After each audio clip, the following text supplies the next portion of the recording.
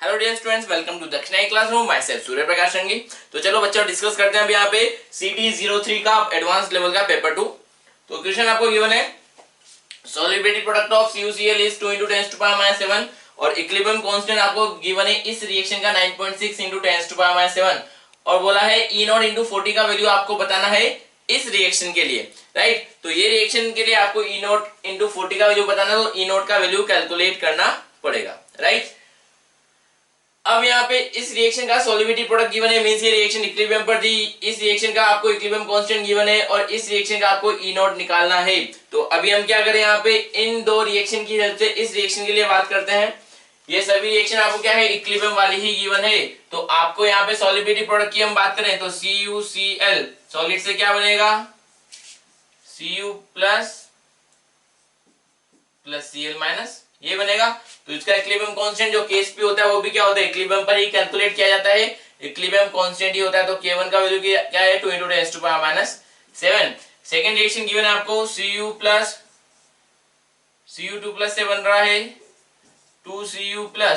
तो इसका K2 आपको गिवन है कितना, 9.6 × 10⁻⁷। और फाइनल इक्वेशन क्या बन रही है इनकी हेल्प से, Cu solid plus Cu2 plus 2Cl से क्या बन जाएगा यहाँ पे 2CuCl। इस रिएक्शन के लिए आपको E0 बताना है।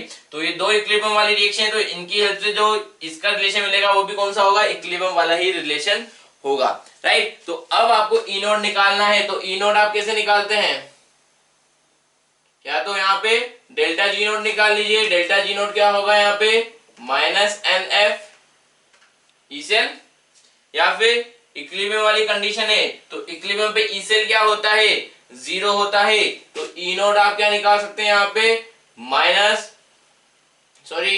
2.303 या फिर 0.06 अपॉन n log k।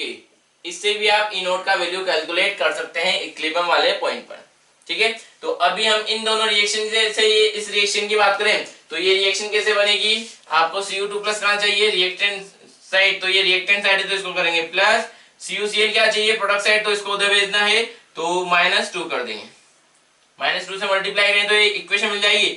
अब इन दो रिएक्शन के बीच में जो रिलेशन होगा उसके अकॉर्डिंग आप K के बीच में रिलेशन निकाल लीजिए कि फाइनल इक्वेशन का K कितना होगा। यहाँ पर इसको आपने प्लस किया है तो K2 × 1/K1²। तो अगर किसी रिएक्शन को इन्वर्ट करते हैं तो उसका K इन्वर्स हो जाता है और जिस कोएफिशिएंट से मल्टीप्लाई करते हैं वो पावर में चला जाता है। तो आपने -2 से मल्टीप्लाई किया तो पावर में -2 आएगा तो 1/K1² हो जाएगा। तो फाइनल इक्वेशन का K कितना हो जाएगा, K2 कितना है 9.6 × 10⁻⁷ इंटू 1/K1² कितना हो जाएगा 1/4 × 10⁻14। इतना ही होगा, कैंसिल आउट कर दें, K कितना हो जाएगा 2.4 × 10⁻⁷, राइट। तो ये फाइनल इक्वेशन का K हो गया। अब बिकॉज इक्विलिब्रियम वाले पॉइंट के लिए हम बात करें तो इक्विलिब्रियम पे E सेल 0 हो जाएगा तो E0 क्या होगा, E0 of final reaction will be equal to 0.06 upon n log K के इक्वल।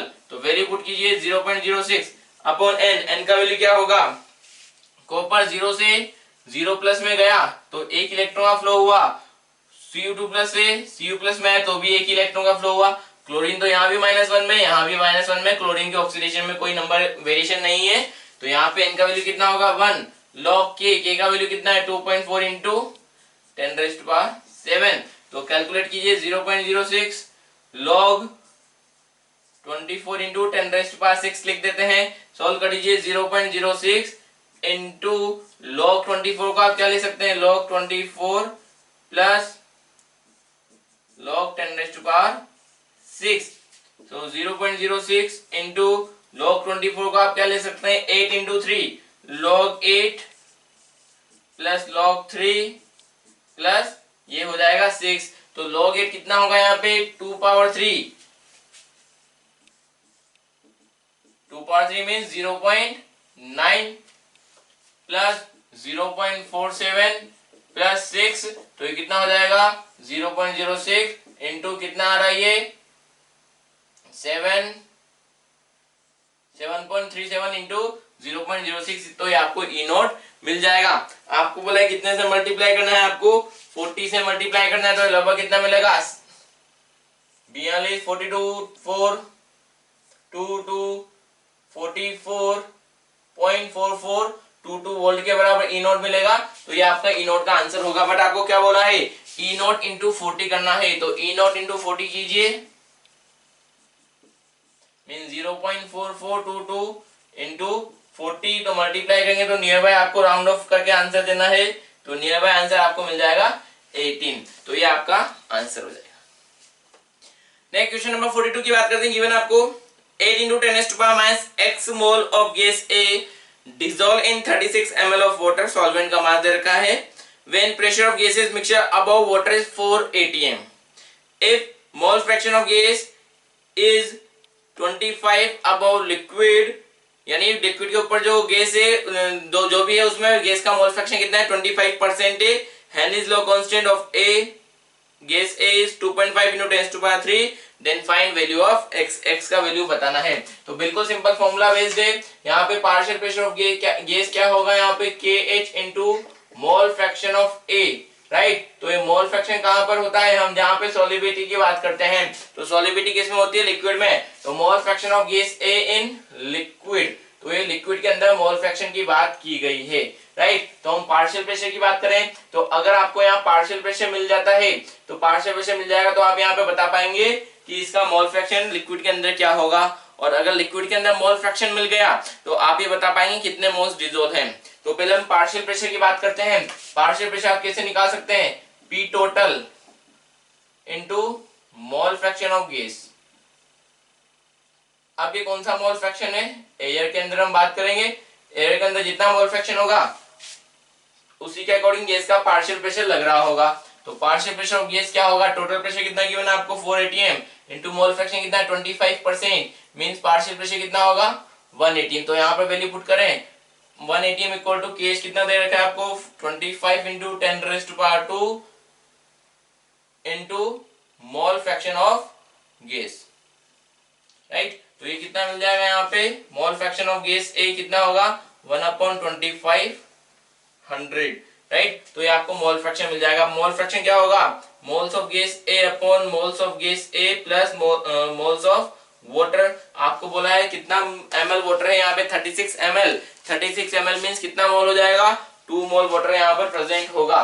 तो यहाँ पर आप Na upon Na plus 2 equal to 1/2500। तो अगर हम यहाँ पे बात करें, जो मोल फ्रैक्शन ऑफ गैस है वो बहुत ही छोटा वैल्यू है, बहुत ही छोटा वैल्यू है। इसका मींस क्या होगा, यहाँ पर वाटर के अंदर गैस के मोल्स क्या होंगे, बहुत ही नेग्लिजिबल। तो A का वैल्यू क्या होगा, यहाँ पर 2 के रेस्पेक्ट में, मोल्स ऑफ वाटर के रेस्पेक्ट में बहुत छोटा होगा। तो आप Na plus moles of water में से क्या कर सकते हैं, Na के मोल्स को नेग्लेक्ट कर सकते हैं। तो क्या बचेगा, Na/2 equal to 1/2500 and Na will be equal to 2/2500। तो कैलकुलेट कर दें कितना हो जाएगा, ये 0.08 into 10 raised to power minus 2। आपको क्या बोला गया है, यहाँ पर जो मोल दे रखे थे वो कितना 8 into 10 to power minus x। तो ये कितना हो जाएगा 8 into 10 raised to power minus 4। तो x का वैल्यू कितना मिल जाएगा आपको, यहाँ पर 4 मिल जाएगा, राइट। तो बिल्कुल सिंपल फॉर्मूला बेस्ड क्वेश्चन था, ठीक है। नेक्स्ट क्वेश्चन नंबर 43 की बात करते हैं। क्वेश्चन नंबर 43 भी बिल्कुल इजी है। बोला गया है the half reaction that occur in a lead acid battery. तो यहाँ पर PbSO4 प्लस 2 इलेक्ट्रॉन रिएक्शन आपको गिवन है। लेड सल्फेट सॉलिड 2 इलेक्ट्रॉन के अंदर के क्या बना रहा है, lead solid plus SO4 2 minus, यहाँ पे आपको E0 दे रखा है कितना -0.36 वोल्ट। एंड सेम एक और रिएक्शन गिवन है आपको PbO2 solid plus 4H plus SO4 2 minus plus 2 electron दे रखा है। PbSO4 यहाँ पर बन रहा है प्लस 2H2O बन रहा है। इसका E0 आपको कितना दे रखा है 1.69 वोल्ट। बोला गया है calculate overall potential for the cell in discharging reaction E0 cell. Give your answer in nearest double digit integer after multiplying by 10, तो 10 से मल्टीप्लाई करने के बाद आपको यहाँ पे आंसर बताना है। तो आपको यहाँ पे डिस्चार्जिंग की बात करनी है, तो डिस्चार्जिंग में एनोड पे क्या होगा ऑक्सीडेशन और कैथोड पे क्या होगा रिडक्शन। तो हमें यहाँ पर एनोड पे किसका ऑक्सीडेशन होता है लेड का ऑक्सीडेशन, और कैथोड पे किसका रिडक्शन होता है यहाँ पे लेड ऑक्साइड PbO2 का रिडक्शन, राइट। तो यहाँ पर अगर हम एनोड की बात करें, एनोड वाली रिएक्शन क्या होगी इसके बैकवर्ड वाली रिएक्शन, और कैथोड वाली रिएक्शन क्या होगी यही वाली रिएक्शन। तो अगर हम एनोड की बात करें तो एनोड पर क्या रिएक्शन होती है यहाँ पर Pb सॉलिड प्लस SO4 2- से क्या बनता है PbSO4 प्लस 2 इलेक्ट्रॉन। ये तो हुआ एनोड, और कैथोड क्या होगा PbO2 solid plus 4H plus plus SO4 2- plus 2 electron से क्या बनेगा PbSO4 प्लस 2H2O। तो ये एनोड और कैथोड की रिएक्शन हो गया। तो अगर आपको E नॉट सेल निकालना है तो क्या होगा E not reduction potential of cathode minus E not reduction potential of anode. तो आप गौर से देखिएगा कि यहाँ पे जो आपको रिडक्शन दे रखा है, ये 2 इलेक्ट्रॉन गेन कर रहा है तो रिडक्शन की रिएक्शन है, ये भी 2 इलेक्ट्रॉन गेन कर रहा है तो ये भी रिडक्शन की रिएक्शन है। तो जो पोटेंशियल गिवन है आपको रिडक्शन पोटेंशियल ही गिवन है।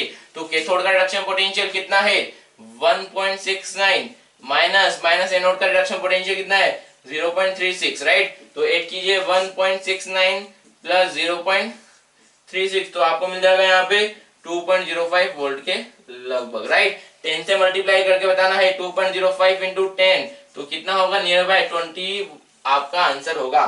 तो करेक्ट आंसर क्या यूज में लेना है आपको 20 यूज में लेना है, राइट। नेक्स्ट क्वेश्चन नंबर 47 की बात करें, मल्टीपल चॉइस क्वेश्चन है। गिवन है आपको द इनकरेक्ट स्टेटमेंट बताना है आपको। फर्स्ट स्टेटमेंट गिवन है vapour pressure for liquid always increases by temperature with increase in temperature. Yes, vapour जो प्रेशर होता है वो टेम्परेचर डिपेंडेंट क्वांटिटी होता है। तो अगर आप किसी भी लिक्विड को बात करो, तो सपोज मैं H2O की बात करूं, H2O लिक्विड से आपको H2O गैस में भेजना है, तो यहाँ पर जो वेपोराइजेशन प्रोसेस है वो कैसा होता है एंडोथर्मिक प्रोसेस होता है। डेल्टा H कैसा होता है उसका पॉजिटिव मींस एंडोथर्मिक होता है। तो एंडोथर्मिक में आप टेम्परेचर बढ़ाएंगे तो रिएक्शन कहाँ आएगी फॉरवर्ड डायरेक्शन में। तो वेपर प्रेशर क्या होगा टेम्परेचर डिपेंडेंट होगा, और टेम्परेचर बढ़ाने पर वेपर प्रेशर इंक्रीज होगा। तो स्टेटमेंट क्या होगा करेक्ट होगा। सेकंड स्टेटमेंट गिवन आपको vapour pressure only depend on temperature and not on nature of the substance. तो आपको इनकरेक्ट बताना है। तो ये पॉइंट ऑफ फर्स्ट हाफ तो इसका सही है कि vapour pressure only depend on temperature, temperature पे डिपेंड करता है। और सेकंड बोला है नेचर पर डिपेंड नहीं करता। यस, नेचर पे जरूर डिपेंड करेगा, क्योंकि वहां पे पार्टिकल के बीच में इंटरेक्शन क्या है उस पर भी वेपर प्रेशर डिपेंड करता है। तो जहां पे इंटरेक्शन स्ट्रॉन्ग होता है वहां पे वेपर प्रेशर कम हो जाता है, और जहां पे इंटरेक्शन वीक होता है वहां पे वेपर प्रेशर ज्यादा होगा। तो नेचर पे भी ये डिपेंड करता है। तो ये स्टेटमेंट क्या होगा इनकरेक्ट होगा। नेक्स्ट बोला है vapour pressure does not depend on the quantity of the liquid. बिल्कुल सही है। Taken and the surface area of the liquid. Vapour pressure किस पे डिपेंड करता है केवल और केवल टेम्परेचर पे। और यहाँ पे अगर हम डिफरेंट के बीच में कंपेयर करें तो डिफरेंट कंपोनेंट का वेपर प्रेशर डिफरेंट होता है, वो उनकी नेचर के बेसिस पर, इंटरेक्शन के बेसिस पर। तो सरफेस एरिया पर डिपेंड नहीं करता और क्वांटिटी पर डिपेंड नहीं करता। फोर्थ बोला है vapour pressure depends on nature of the substance. बिल्कुल सही स्टेटमेंट है, नेचर पे भी डिपेंड करता है।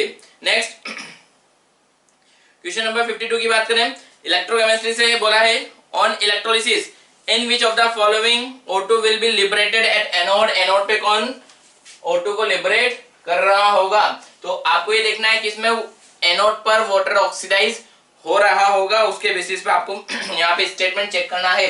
तो फर्स्ट गिवन आपको dilute H2SO4 at platinum electrode. तो प्लेटिनम क्या है इनर्ट इलेक्ट्रोड है, राइट। तो H2SO4 है, एनोड पर क्या हो रहा होगा कैथोड पे क्या हो रहा होगा देखें। तो हम एनोड की बात करें तो H2SO4 से क्या मिलेगा आपको 2H प्लस SO4 2-। तो जब आप इलेक्ट्रोलिसिस कराते हैं तो एनोड कैसा होता है पॉजिटिवली चार्ज। तो उसके पास कौन से आयंस आते हैं जो नेगेटिव आयन आते हैं होते हैं। तो SO4 2- एनोड पर आएगा, और तो अगर SO4 2- ऑक्सीडाइज होता है तो क्या बनाएगा H2OH 2-। इसका ऑक्सीडेशन पोटेंशियल कितना, सॉरी यहाँ पे ऑक्सीडेशन पोटेंशियल कितना -2.05 वोल्ट होता है। और इसके अलावा अगर वाटर ऑक्सीडाइज होगा तो वाटर क्या बनाएगा यहाँ पे O2 plus 4H plus 4 electron. इसका ऑक्सीडेशन पोटेंशियल कितना होता है यहाँ पर -1.23 वोल्ट। तो ऑक्सीडेशन पोटेंशियल कंपेयर करके आप क्या बता सकते हैं यहाँ पर एनोड पे कौन प्रोड्यूस होगा यहाँ पे ऑक्सीजन। वैसे भी आपको बताया गया होगा कि sulphate, nitrate, phosphate, carbonate ions अगर प्रेजेंट हो तो वहां पे इनका ऑक्सीडेशन नहीं होता, इनके जगह किसका ऑक्सीडेशन होता है, वाटर का ऑक्सीडेशन होता है, वाटर ऑक्सीडाइज होता है। तो एनोड पे क्या बनेगा यहाँ पे, ऑक्सीजन गैस, तो फर्स्ट वाले में ऑक्सीजन बन जाएगा। सेकंड बी में बोला है एक्वस AgNO3, तो यहाँ पर जब डिसोसिएट होगा तो क्या बनाएगा Ag प्लस NO3 माइनस, तो यहाँ पे नेगेटिव आयन किस पे जाएगा, एनोड पर, तो एनोड पर जाएगा तो ये NO3 माइनस से क्या करेगा, नाइट्रोजन का ऑक्सीडेशन नंबर ऑलरेडी +5 है तो ये ऑक्सीडाइज नहीं होगा। कौन ऑक्सीडाइज होगा यहाँ पर, वाटर ऑक्सीडाइज होके क्या बनाएगा O2 plus 4H plus 4 electron, तो इसमें भी क्या होगा, और एनोड पर ऑक्सीजन प्रोड्यूस हो रही होगी।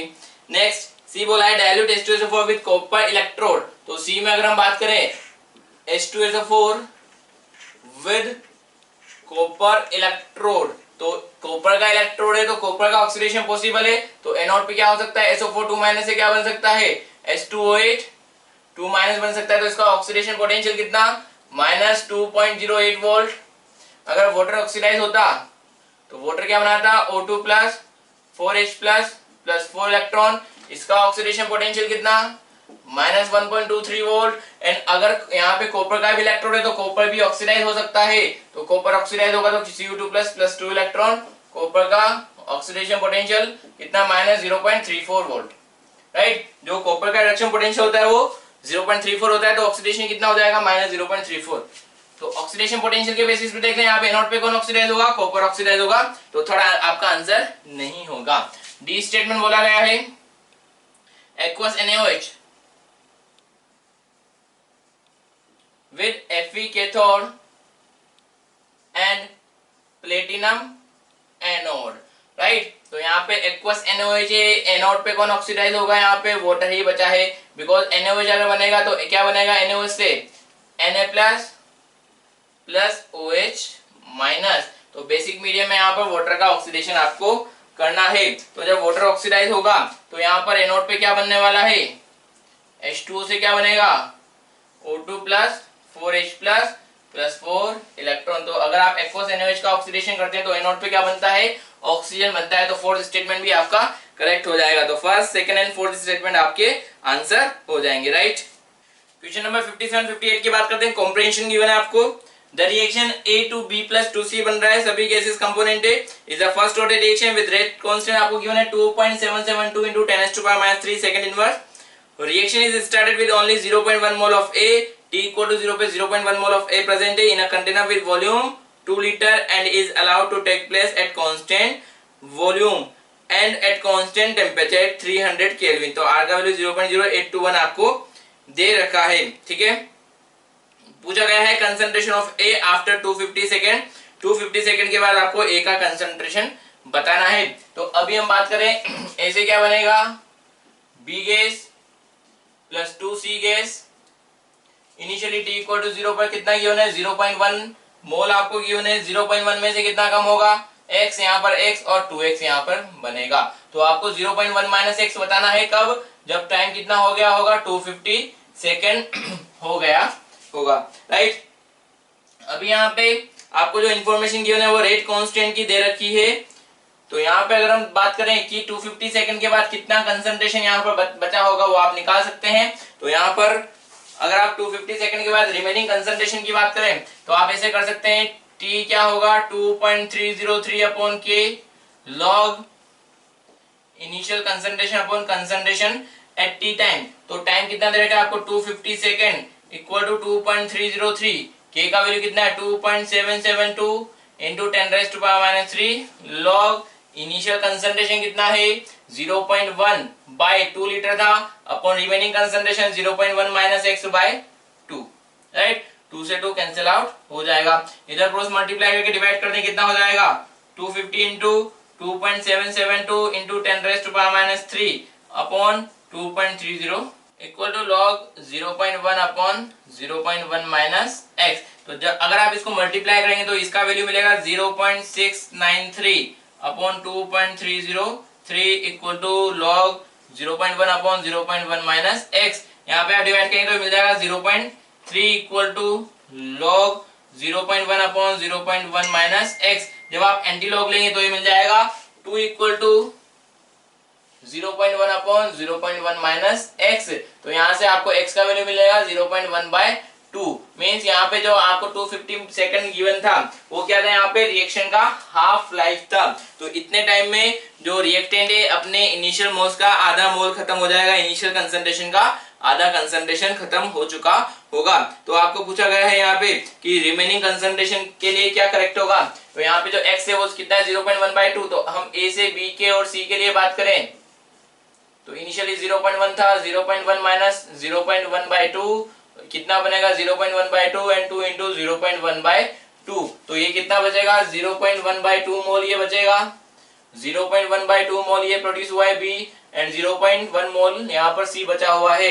अगर हम मोलिडिटी की बात करें तो मोलिडिटी क्या होगा, मोल्स अपॉन वॉल्यूम। 0.1 वॉल्यूम कितना गिवन है आपको 2 लीटर, तो 0.1/4 0.1/4 0.1/2। तो यहाँ पे कितना होगा 0.025 मोलर ए का कंसंट्रेशन रिमेनिंग रहेगा, 0.025 मोलर बी का कंसंट्रेशन प्रोड्यूस होगा एंड 0.05 मोलर यहाँ पे सी प्रोड्यूस होने वाला है। तो ऑप्शन की बात करें बोला गया है concentration of C after 250 second will be 0.05 molar, बिल्कुल सही स्टेटमेंट है। Concentration of C after 250 second 0.1 molar, incorrect statement है। Partial pressure of C after 250 second will be 2.46 atm and partial pressure of C after 250 second will be 1.23 atm। तो आप partial pressure कैसे निकाल सकते हैं nRT अपॉन V से। तो आपको मोल्स पता है क्या यहाँ पर, यस मोल्स पता है। कितने मोल्स थे यहाँ पे 0.1 मोल्स किसके थे, C के। तो 0.1 इंटू R का वैल्यू आपको 0.082 इंटू टेम्परेचर कितना दे रखा है आपको 300 केल्विन अपॉन वॉल्यूम कितना गिवन था 2 लीटर, राइट। तो मल्टीप्लाई करेंगे आपको मिल जाएगा कितना 1.23 atm। तो कौन सा स्टेटमेंट करेक्ट होगा प्रेशर के रिगार्डिंग, आपका डी स्टेटमेंट यहाँ पर करेक्ट हो जाएगा, राइट। इसी में क्वेश्चन नंबर 57 में आपसे पूछा गया था concentration of A after 250 second. तो ए का कंसंट्रेशन 250 सेकंड के बाद कितना होगा यहाँ पर 0.025 होगा। तो आपके लिए 57 में कौन सा स्टेटमेंट, कौन सा ऑप्शन सही होगा, डी ऑप्शन यहाँ पर सही रहेगा, ठीक है। Hello students, today we will discuss solution of organic chemistry part of paper 2 CT03। तो देखती है फर्स्ट क्वेश्चन पूछ रहा है how many alkene react faster than propene with dilute H2SO4। तो अगर हम प्रोपीन की बात करें तो ये प्रोपीन है और डाइल्यूट एसिड है, तो कार्बोकैटायन इंटरमीडिएट का फॉर्मेशन करता है। जो ये इलेक्ट्रोफिलिक एडिशन हो रहा है और हमें पता है कि rate of electrophilic addition it is directly proportional to stability of carbocation formed.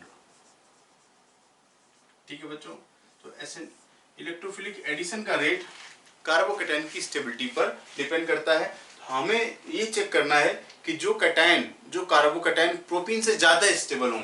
बच्चों यहाँ पर देखिए, अगर इसमें अल्फा H देखें तो 6 है, ठीक है, तो और अल्फा H 6 है, तो बच्चों इसमें क्या मिलता है हमें हाइपर कॉन्जुगेशन।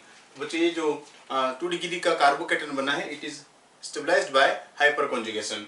बच्चों चेक करते हैं कि करके। बच्चों यहाँ पर देखें, हम सब केस में एक स्टेबल कार्बोकैटायन का फॉर्मेशन करेंगे और इसमें अल्फा H है 9, तो ये प्रोपीन से ज्यादा स्टेबल है, ठीक है। हाइपर कॉन्जुगेशन में क्या है बच्चों का अल्फा H के नंबर बढ़ेंगे तो स्टेबिलिटी बढ़ेगी, ठीक है। अगर बच्चों आप यहाँ पर चेक करें तो इसमें भी अगर हम देखें तो यहाँ पर pH इसमें देखेंगे तो इसमें स्टेबल बाय रेजोनेंस SBR जिसको बोलते हैं स्टेबल बाय रेजोनेंस और प्लस हाइपर कॉन्जुगेशन दोनों हैं। इसमें जो कैटायन बनेगा बच्चों ये रिंग के पास बना हुआ कैटायन ज्यादा स्टेबल होगा, क्योंकि रेजोनेंस का इफेक्ट हाइपर कॉन्जुगेशन से ज्यादा होगा। बच्चों ये एल्कीन भी प्रोपीन से ज्यादा रिएक्टिव होगी। अब बच्चों यहाँ पर इसी तरीके से बात करें, हम यहाँ पर भी चेक कर सकते हैं। ये pH रिंग के बाहर positive charge stable by resonance plus hyperconjugation. बच्चों ये CH3 इसका अल्फा कार्बन का अल्फा H भी है, तो ये भी ज्यादा स्टेबल होगा। बच्चों आप इसको देखें तो सेम चीज यहाँ से भी चेक कर सकते हैं OMe। तो बच्चों ये positive charge OMe electron donating group है, तो ये अपना रेजोनेंस लगाएगा, तो ये भी क्या है बच्चों stable by resonance plus hyperconjugation. तो ये रेजोनेंस जो है बच्चों ये कार्बोकैटायन को ज्यादा स्टेबलाइज करता है in comparison to hyperconjugation. बच्चों यहाँ पर भी चेक कर सकते हैं सिमिलरली। तो इसमें कैटायन इस तरीके से बना, तो अल्फा H आप देखें तो 3 और 3 6 और बच्चों एक यहाँ पर है 7 है, तो ये भी ज़्यादा स्टेबल होगा, ज़्यादा रिएक्टिव होगा, इसका कैटायन ज़्यादा स्टेबल है तो ये एल्कीन प्रोपीन से ज़्यादा रिएक्टिव रहेगी। अब बच्चों यहाँ पर देखिए ये इलेक्ट्रॉन विड्रॉइंग ग्रुप आ गया। इलेक्ट्रॉन विड्रॉइंग ग्रुप कार्बोकैटायन को डीस्टेबलाइज करते हैं, तो ये तो कट गया। बच्चों यहाँ पर देखिए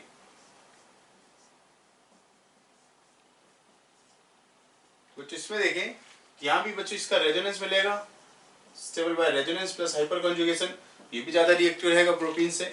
यहाँ पर देखेंगे अगर बच्चों हम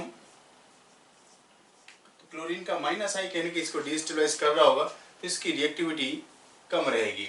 ठीक है, तो बच्चों अगर आप देखें आंसर्स की बात करें तो 1 2 3 4 5 और 6, तो 6 एल्कीन ऐसे हैं जो प्रोटीन से ज्यादा रिएक्टिव हैं। नेक्स्ट देखिए how many of these compounds are inert towards nucleophilic substitution by water. बच्चों वाटर से जो सब्स्टिट्यूशन है इसको हम सॉल्युबल आइसिस बोलते हैं और ये SN1 का एग्जांपल है। और रेट ऑफ SN1 आपको पता है बच्चों, it is directly proportional to stability of carbocation. बच्चों SN1 का रेट कार्बोकैटायन की स्टेबिलिटी पर डिपेंड करता है। और देखिए कुछ पॉइंट ऐसे हैं जिसमें ब्रिज हेड वाला, क्योंकि ब्रिज हेड पर बना हुआ कैटायन अनस्टेबल होता है तो ब्रिज हेड का हैलाइड SN1 रिएक्शन नहीं देता है। ठीक है बच्चों, विनाइल कैटायन अनस्टेबल होता है तो डबल बॉन्ड से जुड़ा हुआ जो ब्रोमीन है इसको हटाना मुश्किल काम है, तो इस तरीके का vinyl halide, aryl halide SN1 reaction के टुवर्ड्स बच्चों क्या है, अनरिएक्टिव होता है। और बच्चों बात करें एक ऐसा कोई कार्बोकैटायन, जैसे अगर हम यहाँ पर बात करें तो ये पॉजिटिव चार्ज आएगा तो ये एंटी एरोमेटिक कंपाउंड बन गया, एंटी एरोमेटिक। अगर कंपाउंड एंटी एरोमेटिक है तो उस केस में भी SN1 रिएक्शन नहीं होती है। तो जहां पर इनर्टनेस है टुवर्ड्स SN1 रिएक्शन वो है 1 2 3 एंड 4। बच्चों नेक्स्ट क्वेश्चन देखते हैं, इसके बेसिस पर कुछ स्टेटमेंट दिए हैं वो हमें बताने हैं। तो पहले बच्चों चेक करते हैं कि आप रिटेंशन, इन्वर्जन, रेसमाइजेशन वगैरह की बात हो रही है तो इन रिएक्शंस में रेसमाइजेशन, रिटेंशन या इन्वर्जन कहाँ कहाँ होता है। तो जो हम HCl की बात करें, कॉन्सेंट्रेटेड एचिल और ZnCl2, ये ल्यूकास रिएजेंट है। और SN1 के केस में बच्चों कार्बोकैटायन इंटरमीडिएट बनता है और रेसमाइजेशन होता है। रेसमाइजेशन में बच्चों रिटेंशन और इन्वर्जन दोनों ही चीजें देखने को मिलती हैं। PCl5 के साथ बच्चों SN2 रिएक्शन होती है PCl5 के साथ, और SN2 रिएक्शन में बच्चों इन्वर्जन ऑफ कॉन्फ़िगरेशन होता है। बच्चों SOCl2 के साथ SNI रिएक्शन है और यहाँ पर भी रिटेंशन देखने को मिलता है। तो बच्चों अगर हम SOCl2 के साथ अगर pyridine लेते तो इन्वर्जन ऑफ कॉन्फ़िगरेशन देखने को मिलता है। ठीक है, फिलहाल देखिए retention of configuration in the product step X। बच्चों ये X का जो प्रोडक्ट है उसमें रिटेंशन ऑफ कॉन्फ़िगरेशन देखने को मिलता है, ये बात सही है। फिर कह रहा है कि inversion of configuration in the product of step Y, तो Y का जो प्रोडक्ट है बच्चों वो इन्वर्जन देखने को मिलता है कि PCl5 में इन्वर्जन ऑफ कॉन्फ़िगरेशन होता है।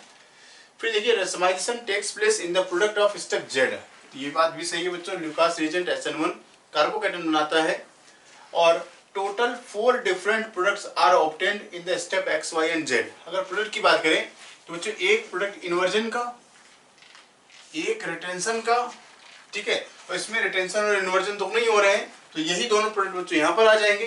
तो टोटल प्रोडक्ट की बात करें, अगर टोटल प्रोडक्ट जो मिलते हैं डिफरेंट प्रोडक्ट की बात करें तो डिफरेंट 2 ही प्रोडक्ट हैं, इनमें से एक रिटेंशन का है, एक इन्वर्जन का है। नेक्स्ट क्वेश्चन देखते हैं जिसमें ब्यूटाडाइन लिया गया है और HBr की एडिशन करवा रहे हैं। ठीक है, तो बच्चों इस केस में देखिए अगर हम बात करें तो जैसे HBr के साथ लो टेम्परेचर, यहाँ पर काइनेटिक कंट्रोल प्रोडक्ट बनता है, काइनेटिकली कंट्रोल्ड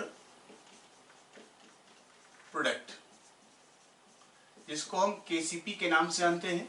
ठीक है, और बच्चों अगर हम इसकी बात करें तो इस वाले केस में बच्चों थर्मोडायनेमिकली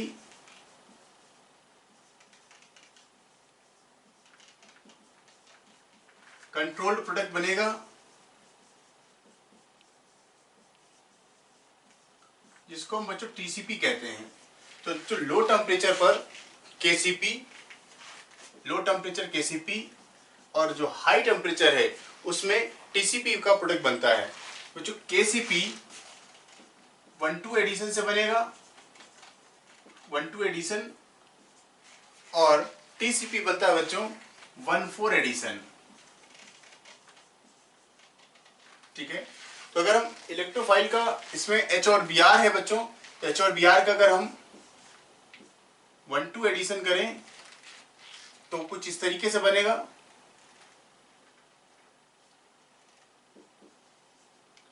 कुछ ऐसा प्रोडक्ट।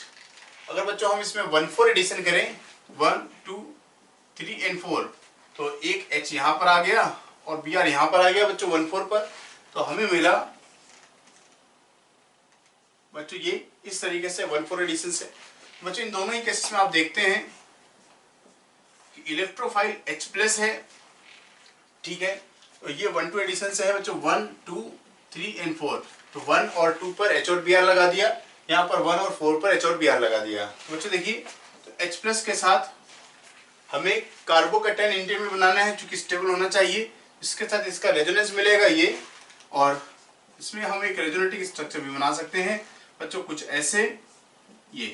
ठीक है, तो इन दोनों ही केसेस में देखिए, अब बी आर माइनस यहाँ पर आके लग जाए तो बी आर, और बच्चों बी आर माइनस यहाँ पर लग के आके लग जाए बच्चों ये बी आर। ठीक है, तो ये जो बनाया है बच्चों ये 1,2 एडिशन प्रोडक्ट,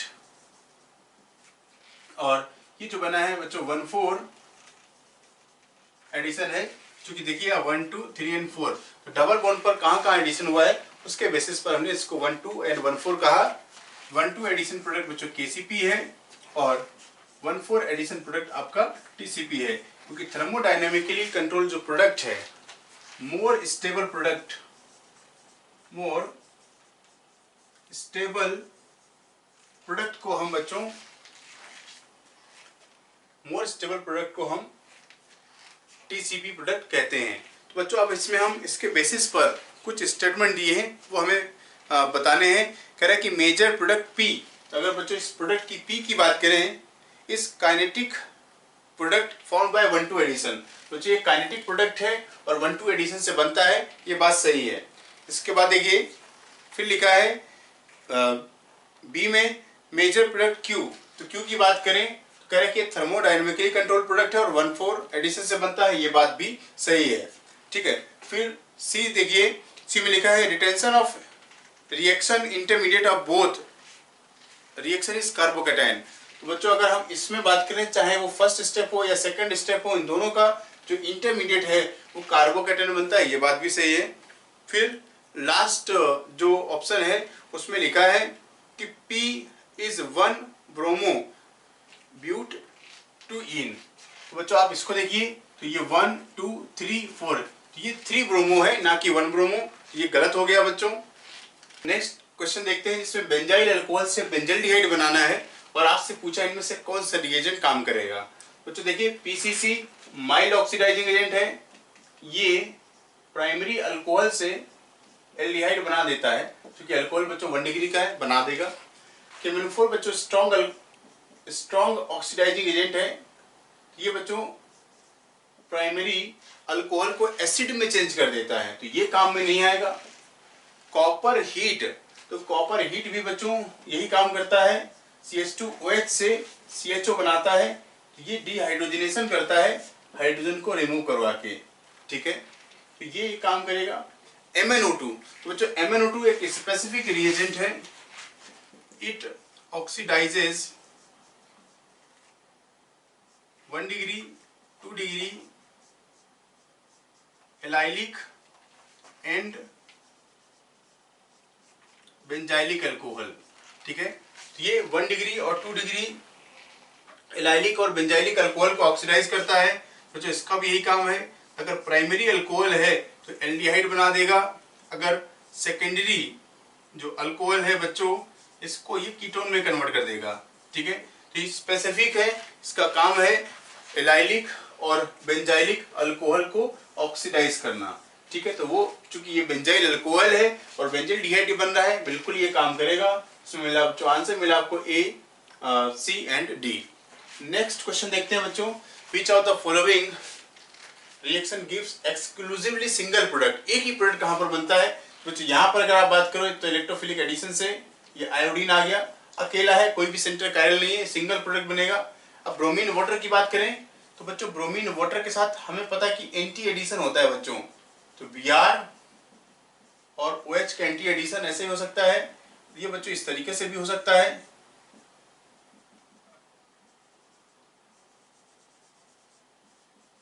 ठीक है। तो इस केस में देखिए ब्रोमीन अबव प्लेन या OH अबव प्लेन हो सकता है, और इसमें देखिए अगर यहाँ पर ब्रोमीन अबव प्लेन है तो ये चूंकि एंटी एडिशन दिखाना है तो OH बिलो प्लेन होगा।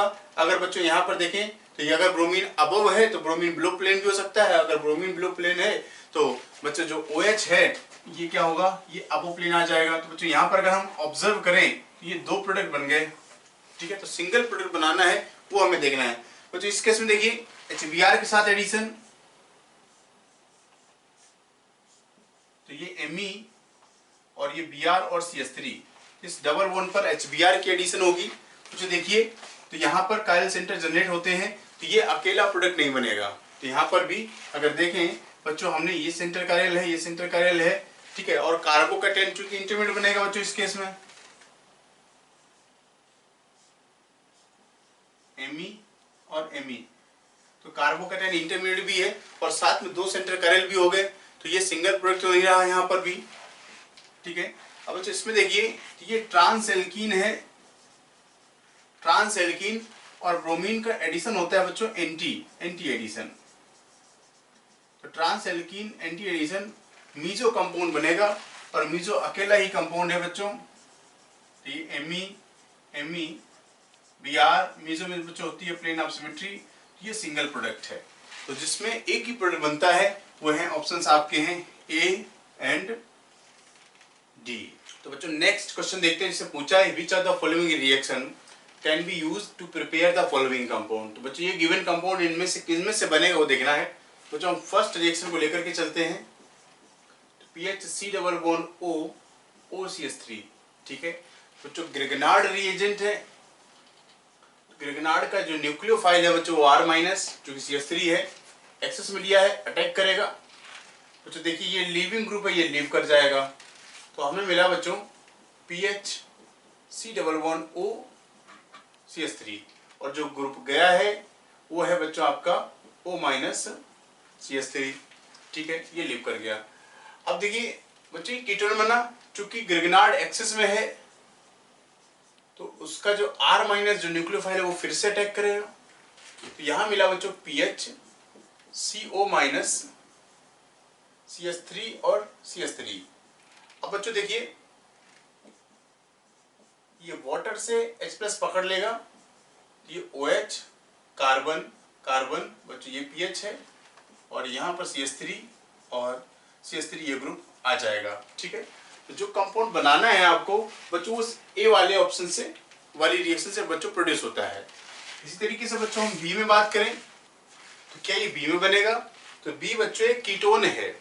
अब अगर हमने कीटोन पर इस पर अटैक करवाया तो बच्चों देखिए तो PHC और ये बच्चों ये बॉन्ड टूटेगा तो ये O माइनस बनेगा, और पानी से O माइनस क्या है OH H पकड़ लेगा, ठीक है। तो ये मिला बच्चों CH3 और CH3। देख रहे हैं बच्चों बी वाले ऑप्शन में दो PH ग्रुप दो CH3 ग्रुप है, PH का अटैक है तो बच्चों PH आ जाएगा। बी वाले ऑप्शन में दो फिनाइल ग्रुप आ गए, जबकि आपको क्या चाहिए थे, दो मिथाइल ग्रुप चाहिए था, तो ये आंसर नहीं है हमारा।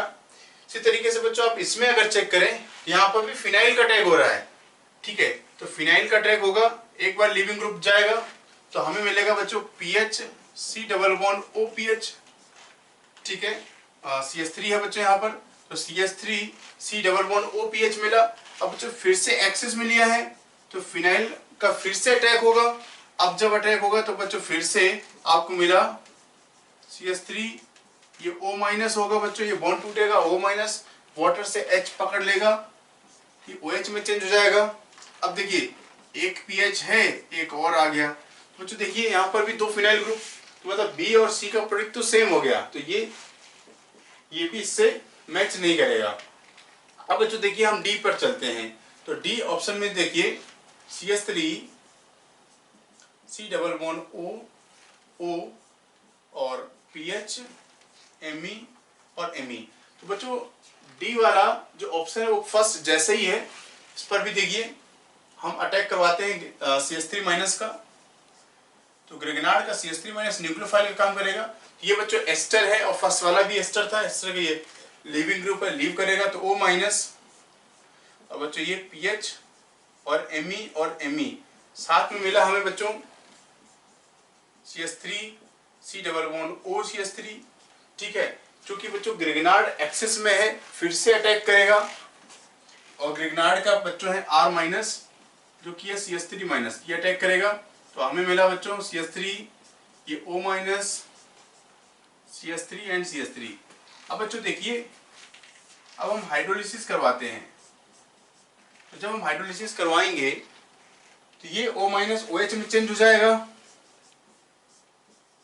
PH Me और Me, और ये भी बच्चों OH में चेंज हो जाएगा। तो यहां से मिला हमें दूसरा alcohol CH3 OH CH3 and CH3। बच्चों देखिए ये जो प्रोडक्ट हमें बनाना है वो ये है आपका, जिसमें दो मिथाइल ग्रुप है, कार्बन है, PH है और OH है, ठीक है। तो which are the following reaction can be used to prepare this compound. तो बच्चों ये डी वाले से ये कंपाउंड बन जाता है, ठीक है। ये तो बन रहा है, ये जरूर नहीं है, लेकिन कहीं ना कहीं इस प्रोडक्ट का फॉर्मेशन होता है जो हमसे पूछा है, ठीक है। तो इसमें आंसर मिले बच्चों आपको A and D। Next question देखते हैं, जिससे पूछा है which are the following compound give benzene on reaction with PH MgBr। बच्चों देखिए PH MgBr और अगर H एसिडिक है, बच्चों ये ग्रेगनार्ड एसिडिक H निकाल के इसको हम एसिड बेस रिएक्शन भी कहते हैं। बच्चों ये PHH जो कि बेंजीन का फॉर्मेशन यहाँ पर हो जाएगा, ठीक है। तो अगर सामने एसिडिक H है तो बच्चों ग्रेगनार्ड उस H को खींच लेता है, ठीक है, और हाइड्रोकार्बन का फॉर्मेशन करता है, ठीक है। तो बच्चों ये एसिडिक H कहाँ मिलते हैं, जैसे टर्मिनल अल्काइन है बच्चों, वो ये काम करेगा, या ऐसा कंपाउंड बच्चों जिसमें इस तरीके का एक्टिव मिथाइलिन ग्रुप प्रेजेंट है। एक्टिव मिथाइलिन, एक्टिव इसलिए क्योंकि बच्चों ये दो इलेक्ट्रॉन विड्रॉइंग ग्रुप के बीच में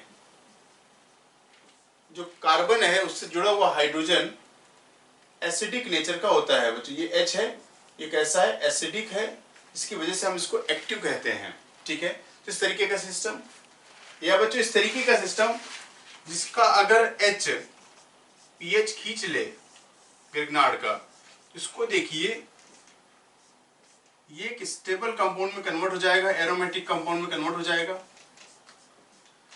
ठीक है, और प्लस बेंजीन का फॉर्मेशन हो जाएगा बच्चों, ठीक है। क्योंकि ये एरोमेटिक कंपाउंड है, स्टेबल है, बन जाएगा, ठीक है। बच्चों ये नहीं जाएगा क्योंकि इसमें एसिडिक H नहीं है, एसिडिक चाहिए दो इलेक्ट्रॉन विड्रॉइंग ग्रुप के बीच में, जैसे बच्चों ये है, इसका H एसिडिक है, तो ग्रेगनार्ड के साथ ये खींचेगा और ये स्टेबल आयन का फॉर्मेशन बच्चों हो जाएगा, क्योंकि ये स्टेबलाइज्ड बाय रेजोनेंस है, प्लस बेंजीन का फॉर्मेशन हो जाएगा। बच्चों ये अल्काइन, टर्मिनल अल्काइन बच्चों हाइड्रोजन एसिडिक नेचर का होता है, तो बेंजीन बनेगा plus CH3C triple bond C minus, ठीक है, ये भी बन जाएगा। यहाँ पर नहीं, तो बच्चों इसमें आंसर्स की बात करें जिनमें बेंजीन का फॉर्मेशन होता है वो है A, B एंड D। चलो बच्चों आप देखते हैं CT3 एडवांस का पेपर 2 का इनऑर्गेनिक पार्ट। आपने फिजिकल और ऑर्गेनिक देख लिया, इनऑर्गेनिक पार्ट को देखने की कोशिश करते हैं। इसमें काफी क्वेश्चंस आए हैं इनऑर्गेनिक के, और देखते हैं क्या क्या चीजें पूछी गई हैं, ठीक है। चलिए शुरुआत करते हैं question number 44।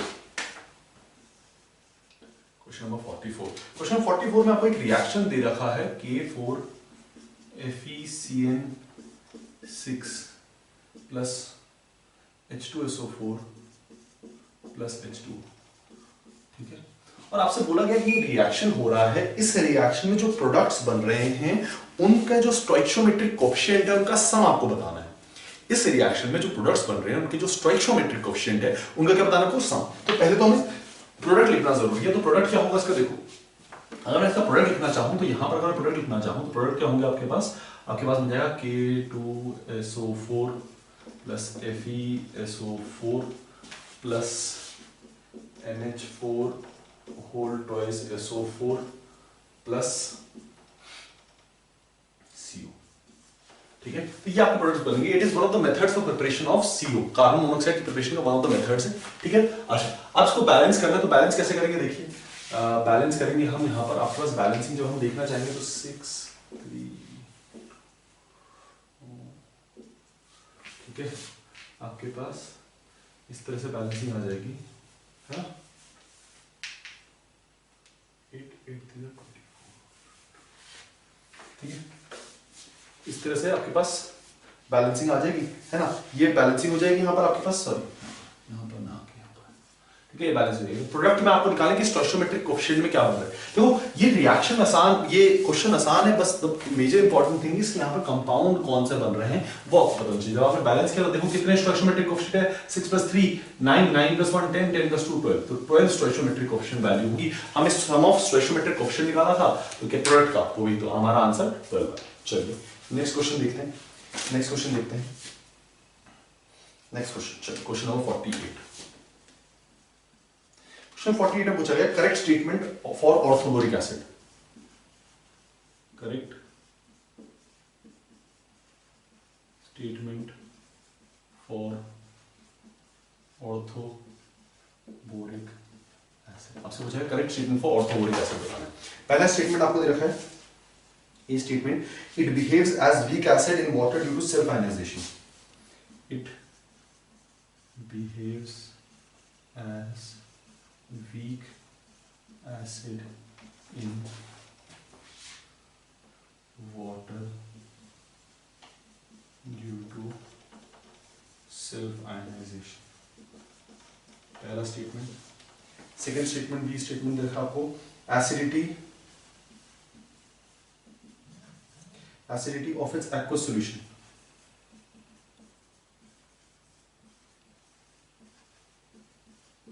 acidity of its aqueous solution increases upon addition of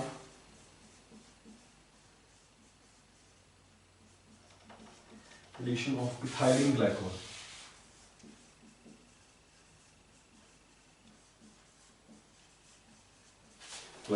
ठीक है। C, it has 3-dimensional structure due to hydrogen bonding, it has 3-dimensional structure due to H bonding, and D, it is a weak electrolyte in water, it is a weak electrolyte in water। आपसे पूछा गया आपसे correct statement बताइए कौन कौन सा होगा। ये बोला it behaves as weak acid, बिल्कुल in water it behaves as weak acid, but क्या due to self ionisation, self ionisation की वजह से होता है क्या वीक एसिड? नहीं, सेल्फ आयनाइजेशन की वजह से नहीं होता, वो वाटर को आयनाइज कर देता है और वाटर के साथ देखो जब H3BO3 वाटर के साथ रिएक्ट करता है तो ये बनाता है BOH4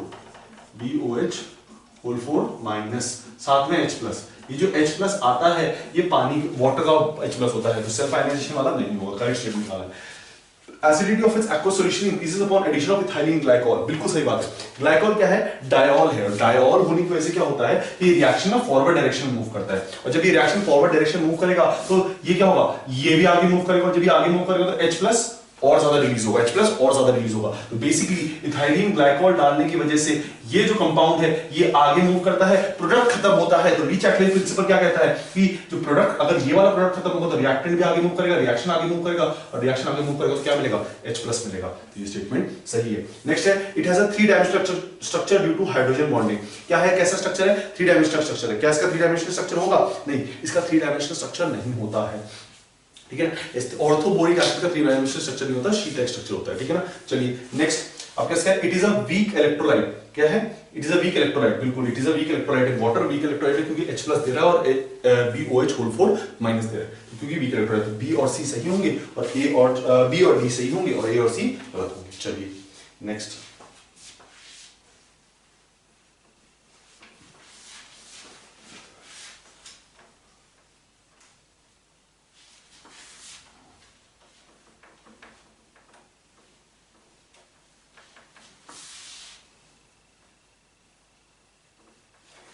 चलिए नेक्स्ट आपसे पूछा गया है, ठीक है, क्वेश्चन नंबर 49। क्वेश्चन नंबर 49 में क्या पूछा गया है? आपको एक ग्राफ दे रखा है और ग्राफ के बेसिस पे क्वेश्चन पूछेंगे, तो ग्राफ बना लेते हैं पहले हम, है ना, ग्राफ बना लेते हैं। ये ग्राफ दे रखे हैं,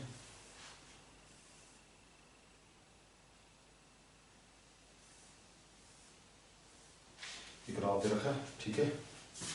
ये बोला है टेम्परेचर T1, ये बोला है T3, ये बोला है T4 और यहाँ पर कोई टेम्परेचर बोला है T2, ठीक है, इस तरह से T2 बोला है, ठीक है। यहाँ पर डेल्टा G रिप्रेजेंट होगा G0, ठीक है। टेम्परेचर यहाँ पर रिप्रेजेंट होगा नेगेटिव, ये नेगेटिव है अभी, है ना, और यहाँ पर 0 मार्क कर रखा है और यहाँ पर पॉजिटिव है, ठीक है ना, और ये है X से XO, ये है Y से YO, ये है Z से ZO। आपसे इसमें क्वेश्चन पूछा गया है, पहला स्टेटमेंट दे रखा है कि temperature T1 and T2 represent the melting and boiling point of Z। आपसे मुझे करेक्ट बताना है, ठीक है। पहला क्या बताना है आपको? क्वेश्चन में पूछा गया करेक्ट बताना है, क्या बताना है? करेक्ट स्टेटमेंट बताना है आपको, है ना, करेक्ट स्टेटमेंट बताना है, ठीक है।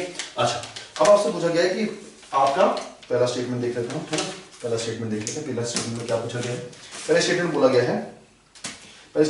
है, ए स्टेटमेंट है आपके पास, ए में बोला गया है temperature T1 and T3 represent melting and boiling point of Z, represent melting and boiling point of Z। ये आपसे पूछा गया melting and boiling point of Z। अब देखो, हमने ये चीज पढ़ी थी कि जैसे ही ग्राफ का स्लोप ऊपर की तरफ बढ़ता है ना, तो आपका क्या होता जाता है? चेंज होता जाता है, ठीक है। तो यहां पर देखो, ये पॉइंट और ये पॉइंट, ठीक है, ये दोनों पॉइंट क्या रिप्रेजेंट कर रहे होंगे? देखो, ग्राफ का स्लोप चेंज हुआ तो यहां पर Z से ZO जो बन रहा है वो सॉलिड Z है, यहां पर Z से ZO जो बन रहा है वो लिक्विड गैस है, और जहां पर Z से ZO बन रहा है वो क्या है? गैसियस है। तो ये क्या पॉइंट रिप्रेजेंट करेगा? मेल्टिंग पॉइंट रिप्रेजेंट करेगा। तो बिल्कुल सही स्टेटमेंट है कि T1 and T3 are melting point of Z। चलिए नेक्स्ट स्टेटमेंट, बी स्टेटमेंट दे रखा है मेल्टिंग एंड बॉइलिंग पॉइंट, है ना, बी स्टेटमेंट दे रखा है टेम्परेचर T1 एंड T3 के बारे में दे रखा है, represents melting point and boiling point of ZO2 है ना, ZO2 है, हाँ ZO2, ठीक है, Z2 नहीं पता। देखो, जब भी आपका प्रोडक्ट में चेंज होता है तो स्लोप अलग तरीके से वेरी करता है, लेकिन जब आप रिएक्टेंट में चेंज कर रहे हैं, रिएक्टेंट की स्टेट में चेंज कर रहे हैं, ठीक है, मैटर उसकी स्टेट में चेंज कर रहे हैं, तो स्लोप हमेशा क्या होता है? बढ़ता है, ठीक है। फॉर एग्जांपल, अगर हमने रिएक्टेंट सॉलिड लिया तो स्लोप पहले इस तरह से जाएगा, फिर रिएक्टेंट आपने लिक्विड लिया तो स्लोप थोड़ा बढ़ जाएगा, फिर रिएक्टेंट आपने गैसेस तो स्लोप और बढ़ जाएगा। तो बेसिकली रिएक्टेंट पे डिपेंड करता है कि उसका स्लोप कैसे होगा। अब रिएक्टेंट अगर सॉलिड है तो स्लोप चेंज करेगा। अब अगर हमने बोल दिया कि मेल्टिंग पॉइंट और boiling point of Z T1 T3 है, तो फिर तो ये ऑटोमेटिकली स्टेटमेंट क्या हो जाता है? गलत हो जाता है ना। चलिए नेक्स्ट स्टेटमेंट देखिए, नेक्स्ट स्टेटमेंट है C at T2 following reaction is spontaneous. Z plus XO2 gives us X plus ZO2. Following reaction is spontaneous. बिल्कुल, देखो, जो भी चीज स्लोप में नीचे होगी उसका डेल्टा जी फॉर्मेशन ज्यादा होगा। जो भी चीज इस ग्राफ में नीचे पे होगी उसका डेल्टा जी फॉर्मेशन ज्यादा होगा, ज्यादा नेगेटिव होगा, और ज्यादा नेगेटिव होगा तो उसका फॉर्मेशन क्या होगा? स्पॉन्टेनियस। विच मींस ZO2 का फॉर्मेशन क्या है? स्पॉन्टेनियस। विच मींस नीचे वाला ऊपर वाले को रिड्यूस कर सकता है, नीचे वाला ऊपर वाले को रिड्यूस कर सकता है, और वही इस रिएक्शन में हो रहा है। Z नीचे लाई करता है और वो ऊपर वाले X को रिड्यूस कर रहा है, तो वो चीज स्पॉन्टेनियस रिएक्शन बिल्कुल होगा, ठीक है। और आपके पास D दे दिया है, ठीक है। T2 पॉइंट पे ये टेम्परेचर T2 है, इस टेम्परेचर पे, क्योंकि Z इससे नीचे लाई कर रहा है, तो ऊपर वाले को क्या कर सकता है, रिड्यूस कर सकता है। और फिर आपको T2 पे दे दिया at T2 x plus ZO2 XO2 plus Z, this is spontaneous, ये तो हो ही नहीं सकता है ना। जो ऊपर वाले को उन्होंने क्या किया है कि पहला स्टेटमेंट और उसका कॉन्ट्रेरी स्टेटमेंट, फिर दूसरा स्टेटमेंट उसका कॉन्ट्रेरी स्टेटमेंट। अब आपको दोनों में से एक चीज, इन दोनों में से एक सही होगा, इन दोनों में से एक सही होगा, आपको वो चीज मार्क करनी है। तो अगर आप इसमें देखें तो ऊपर वाला सही होगा तो ऑटोमेटिकली नीचे वाला क्या हो जाएगा, गलत हो जाएगा। चलिए नेक्स्ट है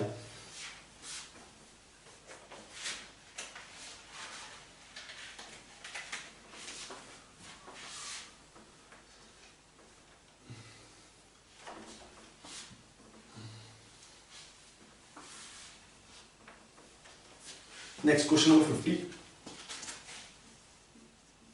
क्वेश्चन 50 में पूछा गया है which of the metals is extracted by hydrometallurgy, कौन सा metal is extracted bye hydrometallurgy. Hydrometallurgy क्या होती है, basically it is chemical process through which you can extract a metal. Chemical process और लीचिंग मेथड बोल सकते हैं, केमिकल प्रोसेस बोल सकते हैं, आज जिसके थ्रू आप मेटल को एक्सट्रैक्ट करते हैं।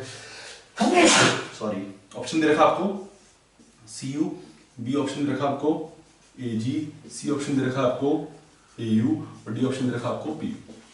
आप समझे कौन कौन से करेंगे। देखो ये तो आपने पढ़ा हुआ है, साइनाइड प्रोसेस होते हैं Au और Ag, ये तो डेफिनेटली होंगे। अब इसके अलावा आपके पास Cu है, तो Cu है वो क्या होता है, वैसे तो हम उसको सेल्फ रिडक्शन से करते हैं, लेकिन कभी कभी Cu को आप लीचिंग के थ्रू भी कर सकते हैं, बैक्टीरियल H2 के थ्रू, है ना। H2 as a reducing agent काम करता है वहां पर, ठीक है। अब यहां पर क्या इंपॉर्टेंट है, एक चीज ध्यान रखना, यहां पर जो कॉपर बनता है वो बहुत ही इम्प्योर होता है। कैसा होता है, इम्प्योर। तो यूजुअली हम इसके थ्रू, लीचिंग के थ्रू उसको नहीं बनाते, बट हम उसको एक्सट्रैक्ट डेफिनेटली लीचिंग के थ्रू कर सकते हैं। तो हाइड्रोमेटलर्जी कॉपर के लिए भी अप्लाई होगी। उसका बेस्ट मेथड कौन सा है, बेस्ट मेथड तो सेल्फ रिडक्शन ही है, लेकिन आप हाइड्रोमेटलर्जी भी यूज कर सकते हो जहां पर आप बैक्टीरिया यूज करोगे इसको रिड्यूस करने के लिए और कॉपर बनाने के लिए।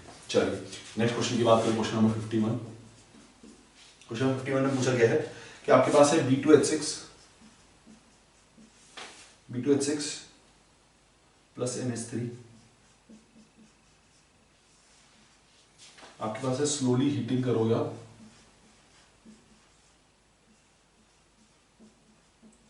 स्लोली हीटिंग करने पर आपके पास X बनेगा और X को जब आप हीट करोगे तो आपको Y बनेगा, ठीक है। आपको इसमें से करेक्ट स्टेटमेंट बनाना है, इसके कुछ ऑप्शन दे रखे, करेक्ट स्टेटमेंट बनाना है। तो पहली चीज तो आप डिसाइड करो कि क्या बनेगा यहाँ पर क्योंकि स्लोली हीटिंग कर रहे हो तो ये स्मॉल बेस है, और स्मॉल बेस जब B2H6 के साथ रिएक्ट करता है तो उसको अनइक्वल पार्ट्स में या आयनिक फॉर्म में टूटता है। तो यहाँ पर जो कंपाउंड बनेगा वो बनता है BH2 आयनिक फॉर्म में। कैसे टूटेगा, BH2 प्लस और BH4 माइनस। अब BH2 प्लस की बात करें तो BH2 प्लस में 2 एम्प्टी ऑर्बिटल होंगे। यूजुअली बोरॉन 3 बॉन्ड बनाता है और विद वन और उसके साथ एक एम्प्टी ऑर्बिटल होता है। क्योंकि यहाँ पर अब BH2 प्लस बन चुका है तो 2 ही बॉन्ड बनाए हैं with a plus sign, which means कि 2 एम्प्टी ऑर्बिटल है। 2 एम्प्टी ऑर्बिटल तो यहाँ पर क्या हो जाता है, यहाँ पर आ जाता है NH3 के साथ ये बॉन्ड बना लेता है और ऐसे 2 बन जाते हैं, है ना। NH3 के साथ बॉन्ड बनाते हैं, ऐसे 2 बन जाते हैं, ठीक है। तो अब आपसे ऑप्शन में पूछा और Y क्या होगा, Y इसी के साथ बनेगा। अगर इसको ज्यादा हीट करोगे तो B3N3H6 बोराजीन इनऑर्गेनिक बेंजीन बन जाएगी। क्या बन जाएगी, इनऑर्गेनिक बेंजीन। तो ऑप्शन 1 दे रखा है X is ionic in nature, बिल्कुल प्लस माइनस की फॉर्म में टूट रहा है तो आयनिक इन नेचर है, ठीक है। Hybridization of B in both cationic and anionic, boron की हाइब्रिडाइजेशन जो है in both cationic and anionic is same, ये पूछा गया पहला ऑप्शन। अब देखो यहां पर बोरॉन के साथ कितने एटम्स अटैच्ड हैं, साइड कितने अटैच्ड हैं, क्या कितने बॉन्ड बना रहा है, 2 हाइड्रोजन और 2 NH3। अगर 4 बॉन्ड बन रहे हैं, ठीक है, सॉरी यहां पर 2 होगा, लेकिन 2 है ना यहाँ पर, ठीक है, तो यहां पर होगा, सॉरी इसको इस तरह से बना लेते हैं, NH3 होल है ना। अगर 4 बॉन्ड बन रहे हैं, तो इसकी हाइब्रिडेशन sp3 और इसमें भी 4 बॉन्ड है तो इसकी हाइब्रिडेशन sp3, तो बिल्कुल हाइब्रिडेशन सेम है। और क्या है, एक कैटायनिक और एनायनिक पार्ट में टूट रहा है, तो ऑप्शन ए तो सही हो गया, ऑप्शन ए तो सही हो गया। सेकंड बोला है कि X is ionic nature and hybridization of B is cationic and anionic is different, मतलब उसी को कॉन्ट्ररी स्टेटमेंट बोल दिया तो B ऑटोमेटिकली क्या हो जाएगा, इनकरेक्ट, ठीक है। सी बोला है कि Y is covalent and hybridization state of B और all B is same. Y क्या है, कोवेलेंट है, बिल्कुल कोवेलेंट है। और कैसा स्ट्रक्चर होगा, तो जिस तरह से स्ट्रक्चर होगा स्ट्रक्चर भी देख लेते हैं।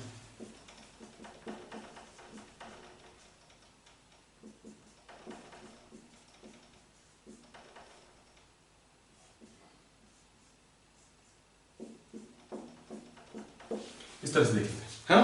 आपके पास ये स्ट्रक्चर है तो बिल्कुल कोवेलेंट स्ट्रक्चर है। अच्छा, और बोला बोरॉन की जो हाइब्रिडाइजेशन तीनों में क्या रहेगी, सेम रहेगी, बिल्कुल सही बात है। तो सी स्टेटमेंट भी सेम हो जाता है, और डी उसका कॉन्ट्ररी स्टेटमेंट तो ऑटोमेटिकली क्या हो जाएगा, गलत हो जाएगा। अच्छा नहीं, डी इसका कॉन्ट्ररी स्टेटमेंट नहीं है, एक तरह से कॉन्ट्ररी एक तरह से नहीं है। उसने बोला बाय इज आयनिक, तो बाय क्या आयनिक है, नहीं बेटा ये तो कोवेलेंट है ना, कोवेलेंट कंपाउंड बना रहा है, तो आयनिक कैसे हो सकता है। And hybridization state of B is same, तो हाइब्रिडाइजेशन स्टेट तो बी की सेम ही है, लेकिन ये आयनिक कंपाउंड नहीं है, ये तो कोवेलेंट कंपाउंड है। तो आपके ऑप्शन कौन से जाएंगे, ए और सी सही होंगे, और बी और डी क्या हो जाएगा, गलत हो जाएगा ऑटोमेटिक। चलिए नेक्स्ट,